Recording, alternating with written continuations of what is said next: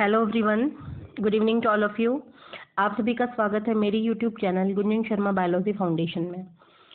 आज हम 10th class science chapter 9 heredity and evolution को जो बात की थी पार्ट फर्स्ट के रूप में, उसको बढ़ाने जा रहे हैं पार्ट सेकंड के फॉर्म में। इसमें हम मेंडल का जो ग्रेगर जॉन मेंडल थे उनका लाइफ साइकिल और उनसे रिलेटेड जो भी लॉज ऑफ इनहेरिटेंस थे और जो क्रॉसेस थे उनको डिटेल में स्टडी करने वाले हैं, लाइन टू लाइन एक्सप्लेन करने वाले हैं। तो ज़्यादा से ज़्यादा बेनिफिट के लिए वीडियो के फुल सेशन को आप एंजॉय करें। आइए स्टार्ट करते हैं आज का वीडियो।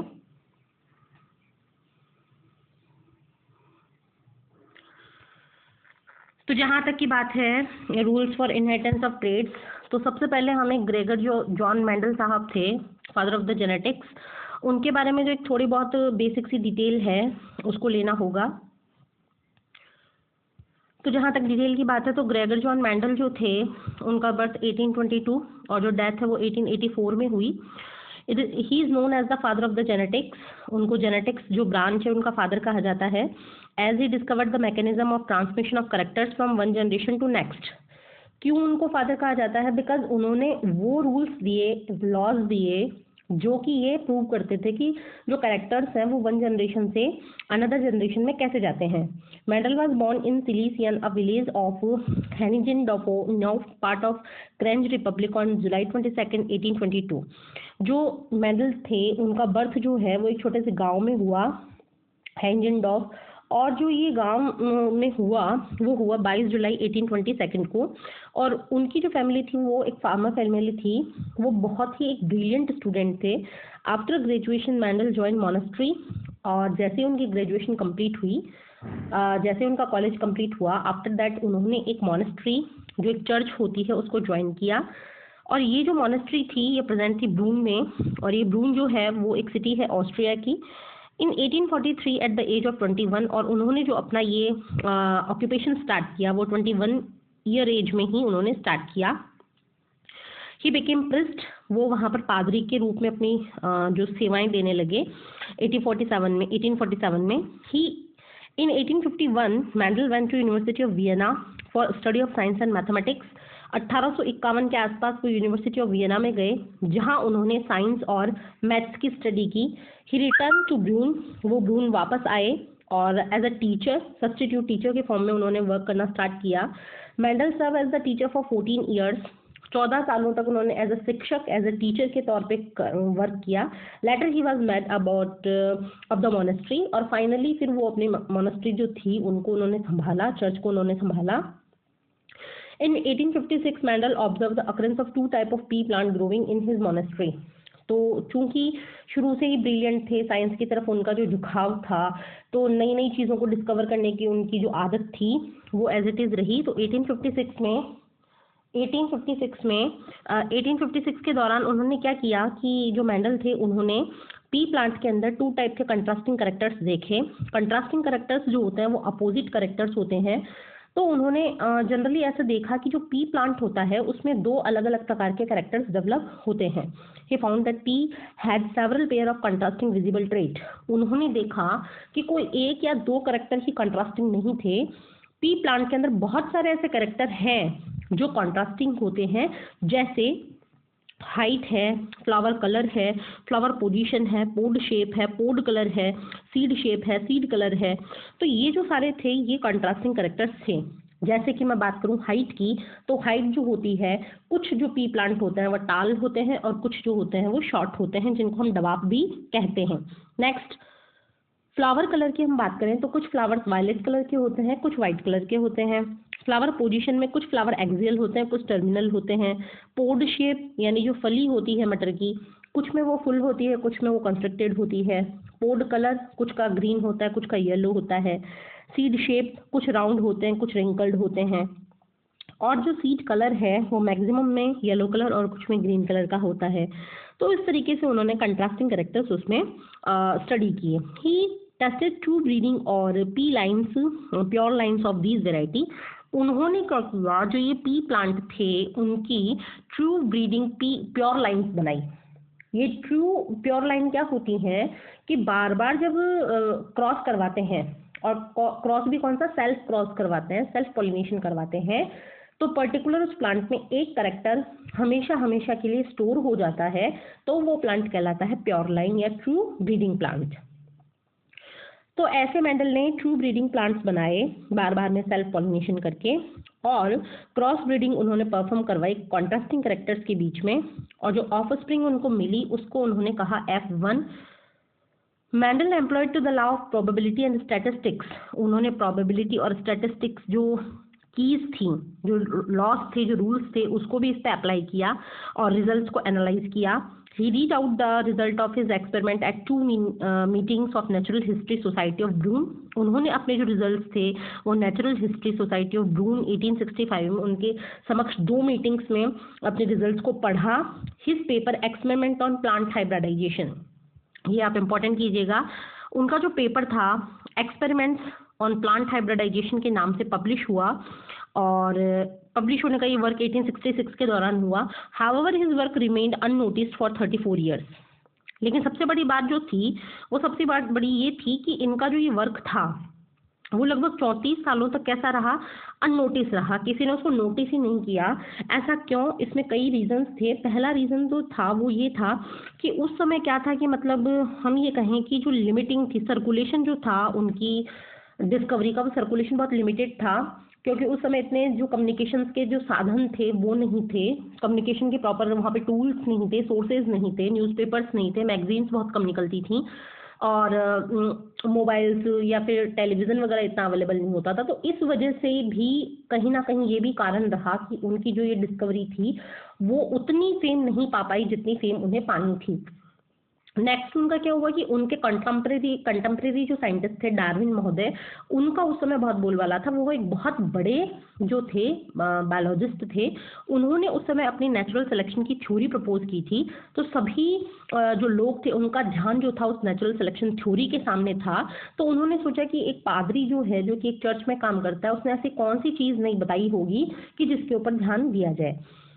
तो नेक्स्ट हम टॉपिक पे आते हैं, rediscovery of Mendel work. Mendel के वर्क की रीडिस्कवरी कब हुई और किसने की? तो 1900 के आसपास की बात है। 3 साइंटिस्ट थे, उन्होंने इंडिपेंडेंटली डिस्कवर किया प्रिंसिपल्स ऑफ हेरिडिटी को। Have already been propose by Mendel. जो ये प्रिंसिपल्स उन्होंने दिए 3 साइंटिस्ट ने इंडिपेंडेंटली, वो प्रिंसिपल्स तो पहले कौन दे चुके थे? मेंडल दे चुके थे। वो साइंटिस्ट कौन थे? ह्यूगो डिवरीज थे हॉलैंड के, कार्ल कॉरेंस थे जर्मनी के, एंड इरीन वॉक शेरमॉक जो थे वो थे ऑस्ट्रिया के। The forgotten work of Mendel was then dug out and republish in 1901। तो मेंडल का जो काम जो फॉरगॉटन हो चुका था, भूला जा चुका था, लोगों ने उसको भुला दिया था, उस कार्य को इन्होंने वापस से खोदा, एक तरीके से वापस से बनाया, वापस से उसको एस्टेब्लिश किया, वापस से वो रिजल्ट्स एनालिसिस किए, और 1901 में उनको सेपरेटली पब्लिश किया। Correns edited Mendel's work and raised to his generalization of status of laws of segregation and laws of independent assortment। तो हम ये कह सकते हैं कि जो अगर हम ये देखें कि जो मेंडल थे, मेंडल ने जो मतलब अपना लॉज दिया, उसको हम कह सकते हैं मेंडेलिज्म, कि मेंडल के जो नियम, मेंडल के जो सिद्धांत हैं वो कहलाते हैं मेंडलिज्म, मेंडलवाद। और जो 3 साइंटिस्ट ने उसको इम्प्रूव करके दिया उसको हम कहते हैं नियो मेंडलिज्म, नियो मेंडलिज्म यानी नव मेंडलवाद। तो मेंडलवाद और नव मेंडलवाद जो है, मेंडलिज्म दिया ग्रेगर जॉन मेंडल ने, जबकि नियो मेंडलिज्म दिया कॉरेंस, शेरमॉक और डी व्रीज ने। तो इन्होंने जो था इसको मॉडिफाई करके 1901 में दिया था। नेक्स्ट उसके बाद में अपन बात करें कि जो ये मतलब मेंडलिज्म और न्यू मेंडलिज्म था, इसमें क्या डिफरेंस थे? तो डिफरेंसेस इसमें कुछ भी नहीं थे। बस हमें ये देखना है कि जो न्यू मेंडलिज्म थे उसके बाद में 3 लॉज प्रपोज हुए जो कि पहले ही मेंडल दे चुके थे। पहला जो लॉ था वो था लॉ ऑफ डोमिनेंस, और जो दूसरा था वो था लॉ ऑफ सेग्रीगेशन, और थर्ड जो था वो था लॉ ऑफ इंडिपेंडेंट असॉर्टमेंट। तो लॉ ऑफ डोमिनेंस क्या कहता है? लॉ ऑफ डोमिनेंस कहता है कि ऐसे करेक्टर जो F1 में अपने आप को रिप्रेजेंट करते हैं वो डोमिनेंट होते हैं, और जो रिप्रेजेंट नहीं करते वो रेसेसिव होते हैं। लॉ ऑफ सेग्रीगेशन कहता है कि जो एलील्स होते हैं वो गैमेट फॉर्मेशन के समय एक दूसरे से सेपरेट हो जाते हैं, सेग्रीगेट हो जाते हैं। लॉ ऑफ इंडिपेंडेंट असॉर्टमेंट कहता है कि जो ये सेग्रीगेशन होता है एलील्स का, गैमेट्स का, वो एक दूसरे से इंडिपेंडेंट होता है, उसके ऊपर एक दूसरे का कोई भी इफेक्ट नहीं होता, कोई भी कंट्रोल नहीं होता, ये जो सारी प्रोसेस होती है ये इंडिपेंडेंटली होती है। तो इस तरीके से ये जो 3 लॉज हैं इनहेरिटेंस के, ये सबसे पहले दिए थे मेंडल ने, और इनकी रीडिस्कवरी जो की वो की थी कॉरेंस, शर्मा और डीवरीज साइंटिस्ट ने।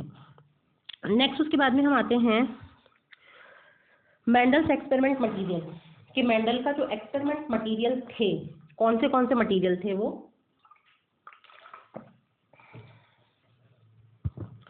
Mendel choose garden pea.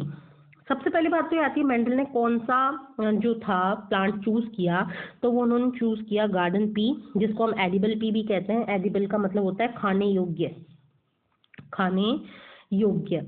ये जो मटर होता है ये खाने योग्य होता है, जिसका कि साइंटिफिक नेम होता है Pisum sativum, PISUM as is experiment material because of. अब ये जो है ये क्वेश्चन 2 मार्क का आपके सामने आने वाला है कि मेंडल ने पी प्लांट को ही अपने एक्सपेरिमेंट्स के लिए क्यों चूज किया। तो फर्स्ट उन्होंने चूज किया because easy availability of detectable contrasting traits of several characters. जो इसके अंदर क्या थे, इजीली डिटेक्टेबल कंट्रास्टिंग कैरेक्टर्स थे। पी प्लांट के अंदर बहुत सारे कंट्रास्टिंग ट्रेट्स होते हैं, अपोजिट कैरेक्टर्स होते हैं, इसके लिए ही जो मेंडल थे उन्होंने पी प्लांट को चूज किया। Second, flower structure normally allowed self fertilization but cross fertilization can also be carried out easily. वैसे तो ये जो पी प्लांट होता है ये बाईसेक्सुअल होता है, बाईसेक्सुअल। एक ही प्लांट में स्टेमन भी हैं और एक ही प्लांट में पिस्टिल भी है। तो जनरली नेचुरल फॉर्म में तो ये जो प्लांट है वो सेल्फ फर्टिलाइजेशन ही करता है, सेल्फ पॉलिनेशन ही उसमें होता है, बट अगर ह्यूमन चाहे तो उसमें क्रॉस पॉलिनेशन या क्रॉस फर्टिलाइजेशन भी करवा सकता है। कैसे करवाएगा? अगर मान लीजिए एक फ्लावर है जिसमें स्टेमन और पिस्टल दोनों अवेलेबल हैं, तो हम क्या कर सकते हैं, जो उसके स्टेमन्स हैं उनको फॉर्सेप के थ्रू हटा सकते हैं। फॉर्सेप यानी चिमटियों की सहायता से इनको काट के हम हटा सकते हैं। चिमटियों की सहायता से, फॉर्सेप की सहायता से स्टेमन को रिमूव करना क्या कहलाता है? Emasculation, emasculation. तो हम अगर इमास्कुलेशन की प्रोसेस करें तो इमास्कुलेशन की प्रोसेस करने से ही क्या होगा, जो बाइसेक्सुअल फ्लावर था वो किस में कन्वर्ट हो जाएगा? यूनिसेक्सुअल फ्लावर में। और यूनिसेक्सुअल जितने भी होते हैं उनके अंदर कभी भी सेल्फ पॉलिनेशन नहीं होता, उनको पॉलिनेशन के लिए क्रॉस पॉलिनेशन के ऊपर डिपेंड रहना पड़ता है। तो इसके लिए भी उन्होंने पी प्लांट को चूज किया कि जब जरूरत पड़े तब सेल्फ पॉलिनेशन करवा सकते हैं और जब जरूरत पड़े तब उसमें क्रॉस फर्टिलाइजेशन भी, क्रॉस पॉलिनेशन भी आसानी से करवाया जा सकता है। Annual nature of the plant. Third क्या था कि जो प्लांट था वो साल भर में अपनी जो लाइफ हिस्ट्री थी उसको कंप्लीट कर रहा था, उसमें सीड भी बन रहे थे, फ्लावर भी आ रहे थे, फ्लावर से नया प्लांट भी बन रहा था, जुवेनाइल स्टेज, रिप्रोडक्टिव स्टेज, उसकी जो सारी स्टेजेस थी वो एनुअल यानी हम ये कह सकते हैं कि 1 ईयर के विद इन 1 ईयर उसकी कंप्लीट हो रही थी। तो मेंडल ने शॉर्ट लाइफ स्पान के कारण भी उसको चूज करना कहीं ना कहीं उनका रीजन था। नेक्स्ट है formation of large number of seeds by each plant. जो पी प्लांट के हर प्लांट होते हैं वो लार्ज नंबर में क्या बनाते हैं? सीड्स बनाते हैं। Requirement of little can expect at the time of the cross breeding. तो इसमें क्या था लास्ट वाला, रिक्वायरमेंट ऑफ लिटिल केयर। अगर एक्सपेरिमेंट कर रहे हो तो किसी पौधे के ऊपर तो आपको ज़्यादा ध्यान देना पड़े और किसी के ऊपर कम ध्यान देना पड़े, तो साइंटिस्ट कौन सा पौधा चूज करेगा जिसके ऊपर लिटिल केयर यानी कम ध्यान देने की आवश्यकता हो। ये 4-5 ऐसे रीजन थे जिसके कारण जो मेंडल थे उन्होंने कौन सा प्लांट चूज किया? पी प्लांट चूज किया। Mendel selected several visible character each with 2 contrasting traits. Mendel ने ऐसे बहुत सारे कैरेक्टर्स चूज किए और कैरेक्टर्स चूज कर करके क्या किया, उनको कॉन्ट्रास्टिंग ट्रेट्स के रूप में लिया। They were given symbol dominant with capital alphabet. उन्होंने उनको सिंबल दिए, जो डोमिनेंट था उनको कैपिटल अल्फाबेट से, जैसे टॉलनेस को कैपिटल टी, और रेसेसिव को उन्होंने स्मॉल अल्फाबेट दिया, जैसे कि डवार्फनेस को small T. All the plant were pure breeding. सारे के सारे प्लांट कैसे थे? प्योर ब्रीडिंग थे, मतलब उन्होंने सेल्फ पॉलिनेशन करके एक ही कैरेक्टर को उस प्लांट में क्या कर दिया था? स्टोर कर दिया था। They form the parent. उन्होंने पेरेंट जनरेशन बनाई इस तरीके से। तो तो ये आपके सामने कंट्रास्टिंग करेक्टर जो थे उसके टेबल है। तो पहला जो करेक्टर था वो था सीड शेप। अगर हम देखें पहला करेक्टर क्या था, seed shape. Seed shape dominant तो कैसा होगा, राउंड इस तरीके से, और रेसेसिव कैसा होगा, रिंकल। राउंड को हम शो करेंगे कैपिटल आर और रिंकल को शो करेंगे स्मॉल आर से। नेक्स्ट उसके बाद में जो हमारा सेकंड है वो है seed colour. Seed colour dominant कैसा होता है, येलो, जिसको हम शो करेंगे कैपिटल वाई से, और जो रिंकल होता है, रेसेसिव होता है, वो होता है ग्रीन, जिसको हम शो करेंगे स्मॉल वाई से। थर्ड जो है इसमें, थर्ड है फ्लावर कलर। फ्लावर कलर जो है डोमिनेंट होगा वॉयलेट और रेसेसिव होगा वाइट। वॉयलेट को हम शो करेंगे कैपिटल वी से और वाइट को हम शो करेंगे स्मॉल वी से। पोड शेप जो होती है डोमिनेंट होती है फुल और रेसेसिव होती है कंस्ट्रिक्टेड। तो फुल को हम शो करेंगे कैपिटल एफ से और कंस्ट्रिक्टेड को शो करेंगे स्मॉल एफ से।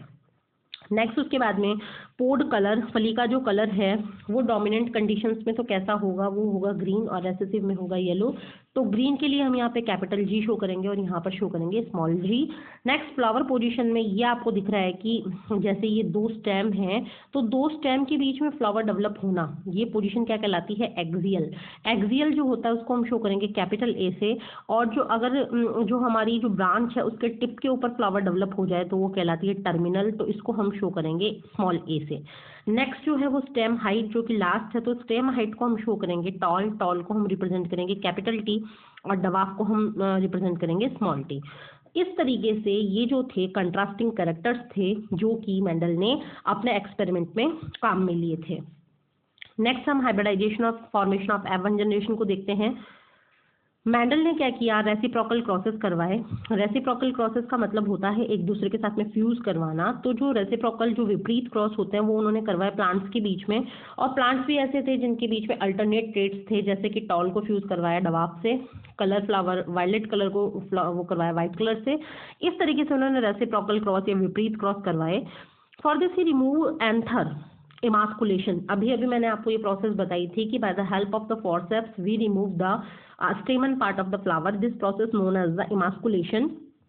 तो इमास्कुलेशन करके उन्होंने क्या किया कि मतलब जो 50% ऑफ यंग फ्लावर थे well before maturation of stigma of each type and use them as female parent. तो उन्होंने क्या किया, इमास्कुलेशन किया, और ये इमास्कुलेशन प्रोसेस तब की जबकि उनका स्टिग्मा डेवलप नहीं हुआ था, और इन पौधों को उन्होंने किसकी तरह काम में लिया, फीमेल पेरेंट की तरह।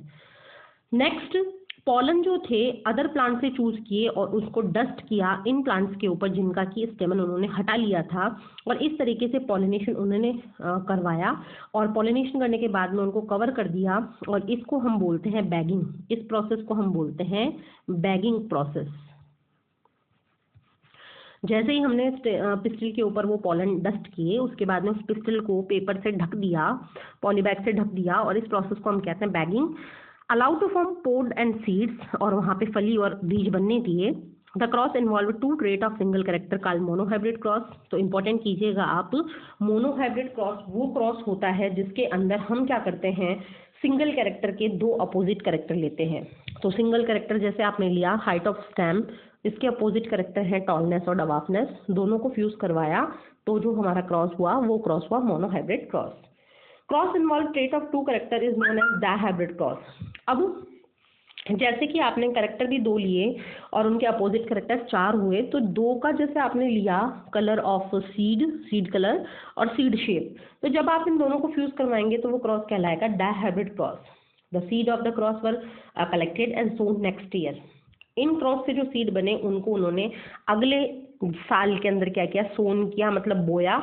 तो the plant were hybrid in nature, जो उनको पौधे मिले वो हाइब्रिड थे नेचर में, और इस तरीके से उनको जो जनरेशन मिली वो कहलाई फिलेरियल फर्स्ट जनरेशन, जिसको कि हम सिंबल में कहते हैं F1 जनरेशन। F1 के अंदर अगर हम सेल्फ ब्रीडिंग करवाते हैं तो फाइनली वो जो पौधे हैं F1 वाले सेल्फ फर्टिलाइजेशन सेल्फ पॉलिनेशन के बाद में वापस से जो है अपनी जनरेशंस बनाते हैं, तो वो जनरेशन कहलाती है सेकंड फिलेरियल यानी F2, और फर्दर वो कहलाती है थर्ड फिलेरियल जनरेशन मतलब F3। इस तरीके से मेंडल ने F1, F2, F3 and so on generations plants की प्राप्त की। अब हम आते हैं सबसे पहले मोनोहाइब्रिड क्रॉस पे। तो अगर हम मोनोहाइब्रिड क्रॉस को देखें तो मोनोहाइब्रिड क्रॉस में इसको पढ़ने से पहले हम मोनोहाइब्रिड क्रॉस कर ही लेते हैं और फिर मोनोहाइब्रिड क्रॉस के बारे में आपको डिटेल पढ़ने में आसानी रहेगी। मोनोहाइब्रिड क्रॉस में आपको क्या करना है, सबसे पहले मोनोहाइब्रिड क्रॉस में आपको एक करेक्टर को चूज करना है। तो हम यहाँ पर करेक्टर इजीली चूज करते हैं स्टेम हाइट। स्टेम हाइट की जो कॉन्ट्रास्टिंग करेक्टर हैं वो दो हैं, एक तो है टॉलनेस, एक है डवार्फनेस। तो सबसे पहले आप बनाएंगे पेरेंट, आप लिखेंगे इधर पेरेंट। पेरेंट इसके दो हैं, पहला है टॉल और दूसरा है डवार्फ। अगर हम फिर लिखते हैं कि पेरेंट जो टॉल है उसको कैसे रिप्रेजेंट करेंगे, तो उसको रिप्रेजेंट करेंगे कैपिटल टी, और डवार्फ को हम रिप्रेजेंट करेंगे स्मॉल टी से। अब हम इनके बनाएंगे गैमेट्स, तो इधर हम लिखेंगे गैमेट्स। जब हम गैमेट बनाते हैं तो हम कैसे गैमेट बनाएंगे, हमारे गैमेट कुछ इस तरीके से आएंगे, कैपिटल टी के ऊपर गोला और यहाँ पे कैपिटल टी के ऊपर सर्कल। नेक्स्ट उसके बाद में स्मॉल टी के ऊपर सर्कल और फिर स्मॉल टी के ऊपर सर्कल। ये गैमेट्स बन गए जो भी टॉल और डवार्फ के थे। अब हम इनमें करवाएंगे क्रॉस। तो क्रॉस करवाने के लिए आपको कैसे क्रॉस करवाना है, क्रॉस आपका होगा फर्स्ट कैपिटल टी को फ्यूज करवाएंगे स्मॉल टी से, फर्स्ट कैपिटल टी को फ्यूज करवाएंगे सेकेंड स्मॉल टी से, सेकंड कैपिटल टी को फ्यूज करवाएंगे फर्स्ट स्मॉल टी से, एंड सेकंड कैपिटल टी को फ्यूज करवाएंगे फोर्थ स्मॉल टी से। तो आपके जो गैमेट्स बनेंगे वो इस तरीके से आएंगे। पहले फ्यूजन का रिजल्ट आएगा आपके सामने कैपिटल टी स्मॉल टी, दूसरे का आएगा capital T small T, third का आएगा कैपिटल टी स्मॉल टी और फोर्थ का भी आएगा कैपिटल टी स्मॉल टी। मतलब ऑल प्लांट्स आपके सामने हाइब्रिड आएंगे। तो ये जो जनरेशन होगी, ये जनरेशन आपके लिए कहलाएगी F1 जनरेशन। तो यहाँ पर हम ये देख रहे हैं कि आप इस सिचुएशन को देखिए जिसमें दोनों ही कैसे हैं, कैपिटल टी है। तो जो कैपिटल टी सिचुएशन आ रही है उसको आपको बोलना है होमोजाइगस टॉल, और जो स्मॉल टी है उसको आपको बोलना है होमोजाइगस डवार्फ। लेकिन यहाँ पर स्थिति विपरीत है, यहाँ पर एक कैपिटल एक स्मॉल है, दो का ग्रुप है, तो इसको आपको बोलना है हेट्रोजाइगस। और जब हेट्रोजाइगस स्थिति आती है तो वो करेक्टर जो अपने आप को F1 में एक्सप्रेस करता है वो होता है डोमिनेंट, और जो अपने आप को एक्सप्रेस नहीं कर पाता वो होता है रेसेसिव। तो यहाँ पर एक्सप्रेस कौन करेगा, कैपिटल टी। तो यानी कि ये कंडीशन होगी हेट्रोजाइगस टॉल। F1 में आपको जितने प्लांट्स मिलेंगे वो मिलेंगे हेट्रोजाइगस टॉल। नेक्स्ट हम उसके बाद में देखते हैं कि और क्या इसमें सिचुएशंस बन सकती हैं। जैसे ही हमारे पास में हेट्रोजाइगस कंडीशन बनी, कौन सी बनी, कैपिटल टी स्मॉल टी, उसमें हम करवाएंगे सेल्फिंग। सेल्फिंग का मतलब होता है सेल्फ पॉलिनेशन। तो जब सेल्फ पॉलिनेशन करवाएंगे तो उसके लिए हमें एक चेकर बोर्ड बनाना है, पुनेट स्क्वायर बनाना है, और पुनेट स्क्वायर में हमें इस तरीके से 4 कॉलम्स बनवाने हैं। तो हम जो क्रॉस करवाएंगे वो किस किस के बीच में करवाएंगे, कैपिटल टी स्मॉल टी का क्रॉस हम किससे करवाएंगे, कैपिटल टी स्मॉल टी से। नेक्स्ट इसमें कुछ कैपिटल टी स्मॉल टी तो वर्क करेंगे मेल की तरह और कुछ वर्क करेंगे फीमेल की तरह, और इस तरीके से फ्यूजन होगा। तो फ्यूजन होके ये क्या बनेंगे, यहाँ पे अगर हम इस कैपिटल टी को इससे करवाएंगे तो ये बनेगा कैपिटल टी। नेक्स्ट अगर इसको हम इससे करवाएंगे तो ये बनेगा कैपिटल टी स्मॉल टी, इसको इससे करवाएंगे तो कैपिटल टी स्मॉल टी, और अगर इसको इससे करवाएंगे तो स्मॉल टी। तो अगर हम इनके वो देखें कि इसके कौन से मतलब वो बनेंगे, पहली बात तो ये है कि ये जनरेशन कौन सी है, तो ये जनरेशन है F2 जनरेशन। F2 जनरेशन को देखकर हमें दो प्रकार के इसमें जो है रेशोज काउंट करने हैं। पहला रेशो है हमारा फिनोटाइपिक या फिनोटाइप।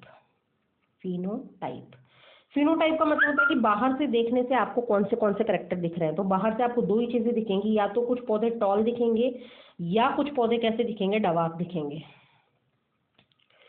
तो बाहर से देखिए, आपको जब आप इनको देख रहे हैं चारों को, तो ये आपको कैसा दिखेगा, टॉल, ये भी आपको कैसा दिखेगा, टॉल, ये भी कैसा दिखेगा, टॉल, और ये कैसा दिखेगा आपको, डवार्फ।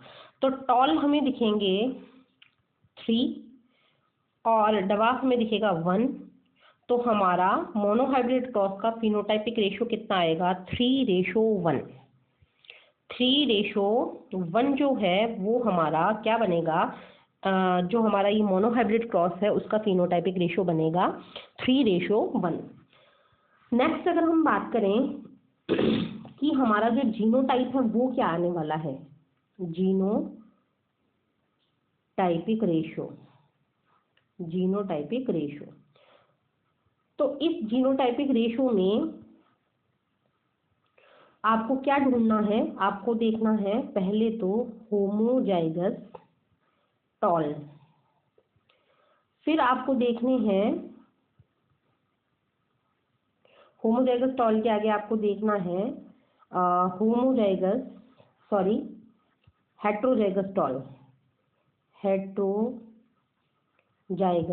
टॉल, और फिर थर्ड पे आपको देखना है होमोजाइगस डवार्फ, होमोजाइगस डवार्फ। जब आप ये कैलकुलेट करेंगे तो हम जैसे यहाँ पे कैलकुलेट करते हैं, आप बताइए होमोजाइगस टॉल कितने हैं जो हमने ये देखा इसमें। तो यहाँ पे अगर हम देखें तो होमोजाइगस टॉल जो है वो सिर्फ हमारे पास में 1 है, हेट्रोजाइगस टॉल जो है वो हमारे पास में 2 है, और होमोजाइगस जो डवार्फ वो है हमारे पास में 1 है। तो ये रेशो क्या बनेगा, ये रेशो बनेगा 1:2:1। तो ये हमारे पास में आएगा जीनोटाइपिक रेशियो। जीनोटाइपिक रेशियो कितना होता है, और जीनोटाइपिक रेशियो होता है 1:2:1। तो हमारा जो मोनोहाइब्रिड क्रॉस है, मोनोहाइब्रिड क्रॉस ये हमने करके देखा यहाँ पे। तो मोनोहाइब्रिड क्रॉस में इस तरीके से मैंने पूरा प्रोसेस किया, तो पूरा प्रोसेस करने के बाद में हमारे पास में फिनोटाइप निकल कर कितना आया, 3:1। 3 is equal to tall plant and 1 is equal to dwarf plant. And genotype हमारे सामने क्या आया, 1:2:1। 1 is equal to homozygous tall, 2 is equal to heterozygous tall, and homozygous जो डवार्फ है वो कितना आया, सिंगल प्लांट।